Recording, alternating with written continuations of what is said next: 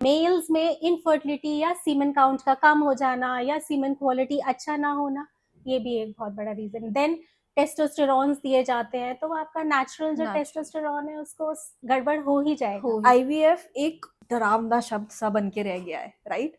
IVF और natural conception बहुत ज्यादा डिफरेंस नहीं है। पिछले कई सालों से आईवीएफ का रेशियो बढ़ रहा है। Long distance relationships, husband wife अगर अलग अलग जगह जॉब्स में है, वो पता नहीं कितने बार महीने में मीट करे, क्योंकि जो कपल मैरिड है तुरंत ही नेक्स्ट मंथ वो प्रेग्नेंट हो जाएगा। स्टिल कई बार साल भर 2 साल भी लग जाता है प्रेग्नेंट होने में। मेल्स में इनफर्टिलिटी या सीमेन काउंट का कम हो जाना या सीमेन क्वालिटी अच्छा ना होना, ये भी एक बहुत बड़ा रीजन है। कौन सा प्रोटीन पाउडर कंज्यूम कर रहे हैं, उसमें कितने स्टेरॉइड्स हैं, क्या है वो, उनके हार्मोन्स, उनके सीमेन के साथ क्या हो रहा है। बिकॉज आईवीएफ कुछ सस्ता ट्रीटमेंट नहीं है, सारा नई टेक्नोलॉजी बेस्ड ट्रीटमेंट है। तो उसमें ऐसा नहीं है कि हम पैसा लेंगे या कोई और डॉक्टर। बिकॉज ओबेसिटी आपने देखा होगा बहुत प्रिवलेंट हो गई है गर्ल्स में।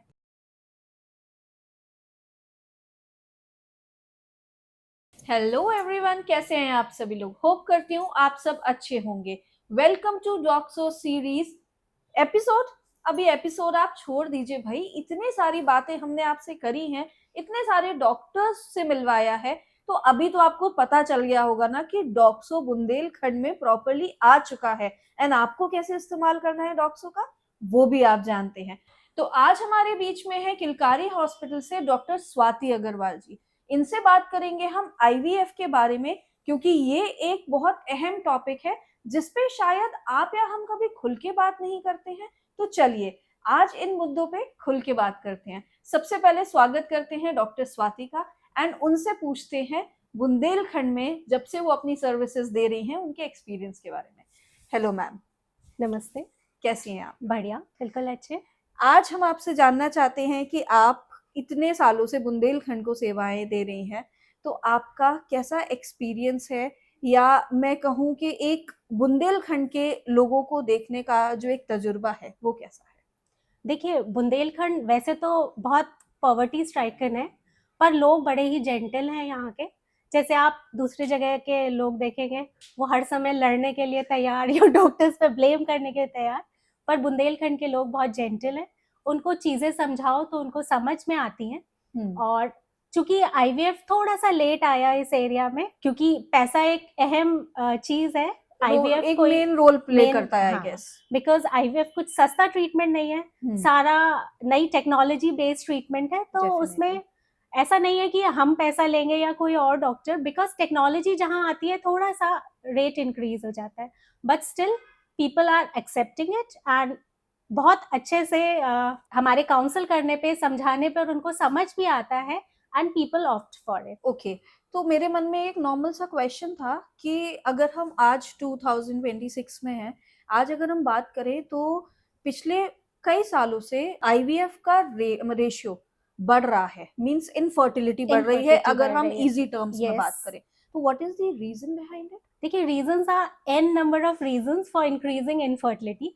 सबसे पहले तो हमारे जैसे कंट्री में था, लड़कियां इतनी एजुकेटेड नहीं होती थी, कम एज में उनका शादी कर दिया जाता था, and they start their life in 18 20, they and even they complete their life in 24 25, means they have 2 kids and TT has been done. But अभी क्या हुआ है, लड़कियां भी अवेयर हो गई हैं, पढ़ने लगी हैं, ज्यादा पढ़ने लगी है, ग्रेजुएशन के बाद पोस्ट ग्रेजुएशन, डॉक्टरेट। देन उनको लगता है अब मैंने इतनी पढ़ाई की है तो I should earn and enjoy my life, then after that I will get married. तो उस चक्कर में क्या होता है, बॉडी का तो अपना साइकिल है, बॉडी क्लॉक है। तो आपका बॉडी तो एग्स प्रोड्यूस करने लगा 14-15 ईयर्स से, 13 ईयर्स से, जब भी आपकी मेनार्की हुई। तो एक पीक टाइम होता है 25 to 30 के बीच में। सपोज आपने शादी नहीं की, 30 के हो गए, शादी के बाद भी आप थोड़ा सा एडजस्टमेंट में टाइम लेते हैं, आपका एज 32 हो गया, 35 हो गया, तो क्या होता है, धीरे धीरे एग रिजर्व कम होना शुरू हो जाता है। This is the main problem. Secondly, जो हमारा लाइफस्टाइल हो गया है, सीडेंट्री लाइफस्टाइल, जो हमारा फूड है, यूजली हम फूड डिलीवरी ऐप से ऑर्डर करके खा लेते हैं, फ्रेश नेचुरल इंग्रेडिएंट्स हमें मिल ही नहीं रहे हैं, इतना फर्टिलाइजर्स, इंसेक्टिसाइड्स, तो हमारे हार्मोनल इम्बैलेंस होना शुरू हो जाता है। फिर आउटसाइड फूड खाने से लाइफस्टाइल डिसऑर्डर्स, डायबिटीज, कोई ओबेसिटी आपने देखा होगा बहुत प्रिवलेंट हो गई है गर्ल्स में। तो हाइपोथायरॉयडिज्म, तो ये सारे मेडिकल रीजंस आ जाते हैं जो आपको इनफर्टाइल बनाते हैं। फिर long distance relationships, husband wife अगर अलग अलग जगह जॉब्स में है, वो पता नहीं कितने बार महीने में मीट कर रहे, क्योंकि ऐसा तो नहीं होता कि जो कपल मैरिड है तुरंत ही नेक्स्ट मंथ वो प्रेग्नेंट हो जाएगा। Exactly. Even if they are living together daily and having relationships frequently, still कई बार साल भर 2 साल भी लग जाता है प्रेग्नेंट होने में। तो जब लॉन्ग डिस्टेंस रहते होते हैं हाँ। तो भी एक फैक्टर आ जाता है। तो मैं बेसिकली बोलूंगी जो लाइफस्टाइल चेंज हुआ है उससे बहुत बड़ा ये रीजन है इनफर्टिलिटी का। मतलब कहीं ना कहीं हम ये कहें कि 2 मेजर रीजंस हैं, लाइक शादी लेट करना, राइट, कहीं ना कहीं हमारा एक बॉडी क्लॉक डिस्टर्ब हो जाता है, एंड कहीं ना कहीं रिलेशनशिप में अलग रहना या लाइफस्टाइल मींस जो आजकल खान पान जिसको हम रेगुलरली बोलते हैं, जो बाहर का बहुत रेगुलर हो गया है सब फैमिलीज में, राइट।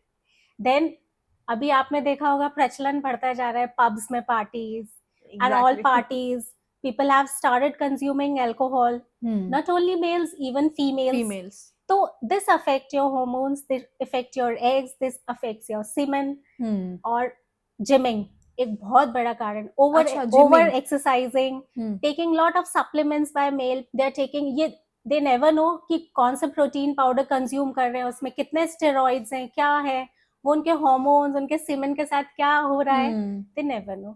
तो सारे जिम ट्रेनर्स बहुत पढ़े लिखे या एक्सपीरियंस नहीं है, तो उनको नहीं पता होता कि what to be given and what not to be given. So this is also reason कि मेल्स में इनफर्टिलिटी या सीमेन काउंट का कम हो जाना या सीमेन क्वालिटी अच्छा ना होना, ये भी एक बहुत बड़ा रीजन। देन टेस्टोस्टेरोन्स दिए जाते हैं, तो आपका नेचुरल जो टेस्टोस्टेरोन है उसको गड़बड़ हो ही जाता है definitely. Means N number of reasons हैं, हम कहाँ तक इन चीजों को सॉर्ट करेंगे, लेकिन कहीं ना कहीं अगर हम एक हेल्दी फूड लाइफस्टाइल पे रहें तो ये थोड़ा सा डिक्रीज हो सकता है। टेंडर लविंग केयर, आपस में हस्बैंड वाइफ का बहुत अच्छा सेटलमेंट अगर हो, then they are following a healthy lifestyle जिसमें एक्सरसाइज, प्रॉपर डाइट, सारा कुछ शामिल है, and they have to live together also, obviously long distance relationships में। तो ये 2-4 चीजें तो अफेक्ट करती है, और ये सारा मॉडर्न लाइफ का है। क्योंकि आपने पहले नहीं सुना होगा कि इतना इनफर्टिलिटी अभी तो बढ़ रहा है,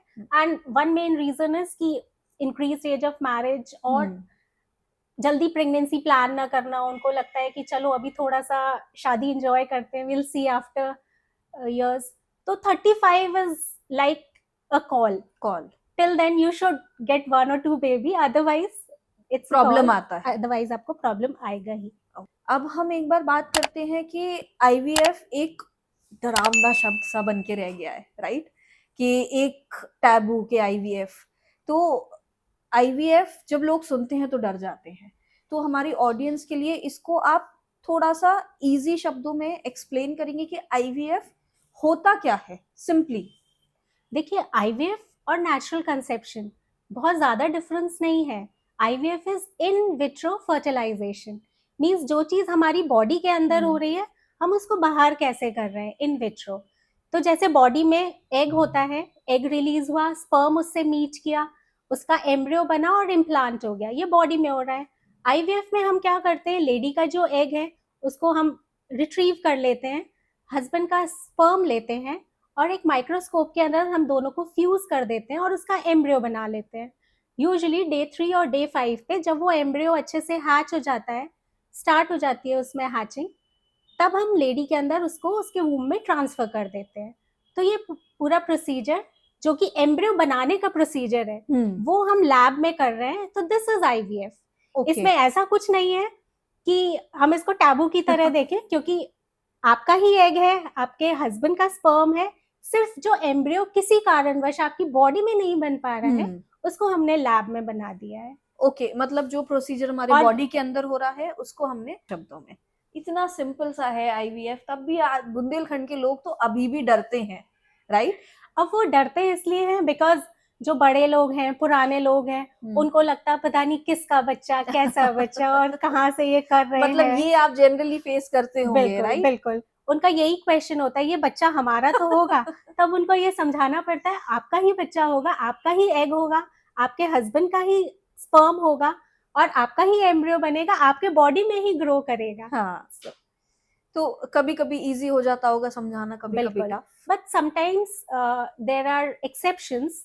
जैसे कोई लेडी है, किसी कारणवश एग्स उसके नहीं बनते हैं, उसका रिजर्व खत्म हो गया, एज बहुत ज्यादा हो गई, in those cases we have to go for third party reproduction. उसमें हम बाहर से एग ले लेते हैं, और अदरवाइज हम बाहर से स्पर्म भी ले सकते हैं। सपोज एजू स्पर्मिक मेल है, मतलब उनके स्पर्म्स प्रोड्यूस ही नहीं होते, और समहाउ कोई प्रॉब्लम है, तो उस केस में स्पर्म भी ले सकते। और कई बार ऐसा भी होता है कि हमें एम्ब्रियो भी बाहर का लेना पड़ता है, वूम आपका कैरी करेगा।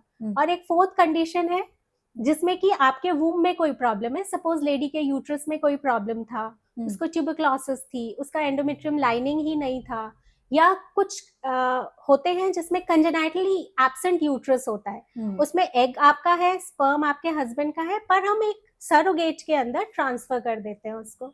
Okay. तो these are all exception cases. But usually आपका एग, आपका स्पर्म, आपका एम्ब्रियो और आपके बॉडी में ग्रो करना। ओके, तो this is called in simple language IVF.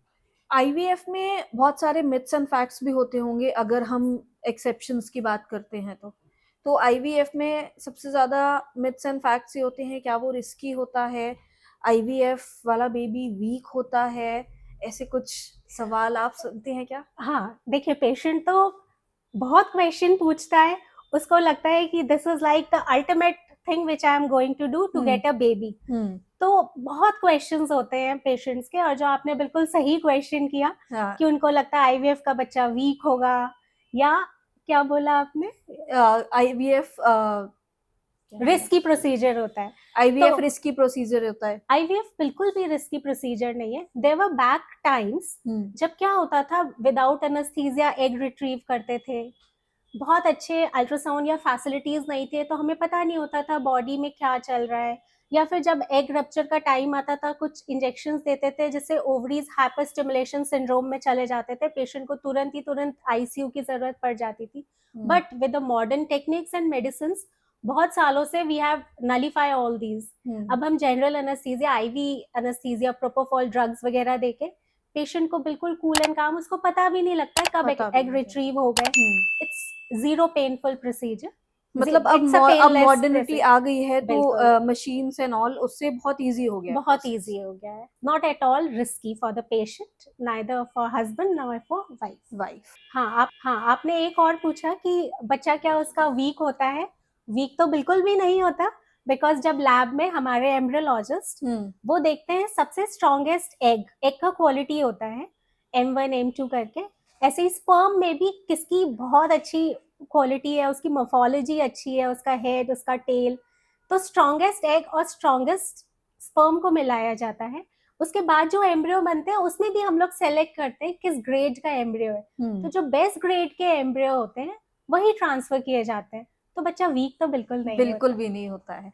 मतलब जनरली जो हमारे हेल्दी बच्चे नॉर्मली बाय गॉड गिफ्ट होते हैं, वैसे ही बच्चे होते हैं। और जो रिस्क या कंजेनाइटल डिफॉर्मिटीज का रिस्क उन बच्चों में है, वो सेम इन बच्चों में भी। ऐसा कुछ भी नहीं है कि इन बच्चों में कोई नई बीमारी आ जाएगी या नया कुछ हो जाएगा। तो मतलब it is equally normal, right? It's equally normal to what is happening inside body, inside the body. Ma'am, बहुत सारे कपल्स के लिए एक इमोशनल जर्नी हो जाती है, मींस कई बार फेलियर्स, क्योंकि इसमें फेलियर्स भी होते हैं। yes. तो ये एक इमोशनल ट्रॉमा बोलूं या जर्नी बोलूं, आप इसको कैसे रेक्टिफाई करेंगे?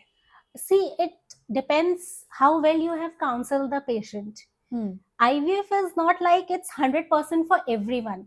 We have categorized them into three groups. For one group who are of less age, everything is fine, and we can assure that for you the success rate would be 70 to 80%. There is another group who are beyond their age and they have certain difficulties, तो हम उनको बोल सकते हैं कि आपका success rate would be around 50%. And there's a certain group, menopausal patients आते हैं हमारे पास, 48-50 की एज पर आते हैं। इस एज पे भी आते बिल्कुल हैं? बहुत आते हैं। एक हमारे एग्जाम्पल है, एक लेडी जिसकी बेटी की शादी हो चुकी थी and she had only one daughter, menopause हो गया था, वो हमारे पास आई, उसने कंसीव किया, शी प्रोड्यूस्ड अनदर डॉटर, अभी फिर से मेरे अंदर ट्रीटमेंट है, फिर से वो पॉजिटिव हो गई है। और गॉड, तो इट डिपेंड्स आपका बॉडी कितना साथ दे रहा है, but after a certain age I will say कि आईवीएफ से भी रिजल्ट डिक्लाइन हो जाए, बिकॉज आपका एग क्वालिटी खराब हो रहा है, आपके नंबर ऑफ एग्स खराब हो रहे हैं, आपके यूट्रस में, आपके बॉडी में बेबी को बियर करने की उतनी क्षमता नहीं रह जाती है। तो इसीलिए कहीं ना कहीं ये एक इमोशनल जर्नी तो है। मैंने क्या बोला, सबसे इम्पोर्टेंट है TLC, tender loving care to the patient who is trying to. इसमें डॉक्टर की भी रिस्पॉन्सिबिलिटी है और ज्यादा रिस्पॉन्सिबिलिटी है घर वालों। इसमें हस्बैंड की प्रायर होती है, बिल्कुल बहुत ज्यादा है। और सेल्फ पेशेंट को भी हम बोलते हैं दे शुड मेडिटेट, स्ट्रेस ना लें बिल्कुल भी, and they should follow their normal life routine. ऐसा नहीं है हमने IVF कराया तो हम बेड रेस्ट पर आ गए, हम अपना घर का काम नहीं कर रहे, या हम कोई जॉब कर रहे हैं उसको छोड़ दिया। If it's taking a tall on you तो यू शुड, बट अगर आप अपना नॉर्मल लाइफस्टाइल और एक्टिविटीज रिज्यूम रखेंगे तो आपको पता भी नहीं लगेगा कि कब आपने IVF कराया, और आपको कोई स्ट्रेस भी नहीं आएगा उस चीज का। मतलब अगर मैं शॉर्ट में समझूं इस चीज को, तो फैमिली सपोर्ट के थ्रू जो ये इमोशनल ट्रॉमा है वो रिड्यूस हो सकता है। और सपोज कोई पेशेंट पॉजिटिव होता है, कोई नहीं, जैसे हमने 10 लोगों का किया, जरूरी नहीं सब पॉजिटिव आ रहे हैं, 7 पॉजिटिव आ गए, 3 नेगेटिव आ गए, तो हम उनको काउंसिल करते हैं कि this is not the end, you can go for it again. हो सकता है कोई हिच रह गई हो, नेक्स्ट बार आपका अच्छा एम्ब्रियो ट्रांसप्लांट हो, नेक्स्ट बार आपका बॉडी अच्छे से सपोर्ट करे तो आप फिर से प्रेग्नेंट हो सकते हो। तो रीअश्योरेंस वर्क्स अ लॉट। तो एक क्वेश्चन मेरे मन में था कि लाइक आफ्टर मैरिज, या हम एक सर्टेन एज लेके चले, कौन सा वो क्राइटेरिया होता है जब कपल्स को IVF के लिए जाना चाहिए? इसको आप कैसे सिंप्लीफाई कर सकती है मुझे? Okay, see, if you are living together after marriage and trying to conceive since a year and still you are not able to conceive, तो आपको एक बार अपने IVF स्पेशलिस्ट या सिंपल गायनेकोलॉजिस्ट से तो मिलना चाहिए टू चेक कि आपके बॉडी में सब सही तो चल रहा है। आपका एग काउंट, तो 4-5 बेसिक टेस्ट है, जैसे आपका एग काउंट तो प्रॉपर है, उसके लिए हम लोग टेस्ट करते हैं AMH, anti Mullerian hormones, which shows कि आपका एग रिजर्व कैसा है बॉडी में। सेकेंड, हम लोग अल्ट्रासाउंड करके ओवरऑल यूट्रस, ओवरी सब हेल्दी है कि नहीं। थर्ड, आपका ट्यूबल टेस्ट, कि ऐसा तो नहीं आपके ट्यूब्स ब्लॉक हैं। और semen is the foremost test which should be done, because हमारे कंट्री या पूरे जगह IVF में 50% is because of the male factor and 50% is female. तो ये 4-5 बेसिक टेस्ट है कि अगर आप एक साथ and you are trying also for a year and not able to conceive, तो you should go through some basic test. अगर उसमें कहीं पे लग रहा है कोई हिच है तो आपको जरूर कंसल्ट करना चाहिए। Other than IVF you can go for IUI, they are simple ovulation induction method, अगर कोई बड़ा कुछ ऐसे नहीं आ रहा है। And if you are this is, अगर आप 35 से कम है तो 35 से आपका वार्निंग से कम है। यस, अगर आप 35 से प्लस हो, आपका एग काउंट कॉन्टिन्यूसली कम हो रहा है, तो मुझे लगता है rather than wasting time certain की ओवुलेशन इंडक्शन करा लिया, IUI करा लिया, you should go for IVF। It gives very good results if done at a proper time. तो मतलब बेसिकली मैरिज के बाद 35 is the warning alarm, right? 35 is the warning alarm, 36, 38. Beyond 38, it's difficult. You should go for IVF if you are beyond 38 and you are trying to conceive for the very first time. Okay. तो मतलब 38 is the warning line कि इससे आगे हमें अगर नहीं है तो we should go for IVF. तो अब मैम बात करते हैं, सबसे पहले तो थैंक यू इतने सारे सवालों का जवाब देने के लिए हमारी ऑडियंस के लिए। It's my pleasure. एक्चुअली अगर किसी को मेरी बातों से कुछ थोड़ा भी नॉलेज गेन हो रहा है या समझ आ रहा है IVF के बारे में तो इट्स गुड। तो definitely thank you so much. अब मैं पूछना चाहती हूँ, किलकारी हॉस्पिटल में हमारे पास क्या क्या सर्विसेज अवेलेबल है पेशेंट्स के लिए, थोड़ा सा आप ब्रीफ करेंगे हमको? हाँ श्योर। वैसे तो I am running this Kilkari hospital since 2008। तो initially we started with obs gynae and paediatrician. My husband is a paediatrician, तो हमारे पास normal delivery, caesarean, hysterectomies, gynae obs से रिलेटेड सारे procedures, plus neonates and paediatrics vaccination, सारे facilities थे। फिर धीरे धीरे हमने अपग्रेड किया, दूसरे और डॉक्टर्स हमारे साथ ज्वाइन हुए। अब हमारे यहाँ orthopaedicians, urosurgeons, general surgeons, plus obs gynae, मैं लैप्रोस्कोपिक सर्जरीज करती हूँ and apart from that IVF we started in 2021 since Okay. 2020 so since 5 years we are doing IVF also. Okay, तो अब मैं जानना चाहती हूँ कि डॉक्सो के माध्यम से आईवीएफ या किलकारी हॉस्पिटल को क्या हेल्प मिली? Doxo is a platform which is going to connect our hospital with general people. तो एक तरह से आपके लिए जनरल पब्लिक के लिए इजी हो जाएगा एक ऐप के थ्रू हॉस्पिटल से कनेक्ट करना, उसकी सुविधाओं के बारे में जानना और उसकी सुविधाओं को अवेल करना. तो this is a benefit, it's benefit for us also and it's beneficial for patient also. Definitely, it's a collaboration between Doxo and And- Kilkari Hospital. Yes. Thank you so much, ma'am, for giving so much information. बहुत important होते हैं ये topic and in topics पे बात करना जरूरी भी होता है कहीं ना कहीं. Thank you so much for giving so much information about IVF. बहुत सारे मिथ्स एंड फैक्ट्स हैं जिस पे हम बात नहीं करते हैं या हम खुल के बात नहीं करते, मैं ये बोलूं तो उन बातों पे हमको सुझाव देने के लिए धन्यवाद. Thank you so much, and this is the collaboration of Doxo and Kilkari Hospital. So thank you so much once again. Thank you. Download Doxo app now.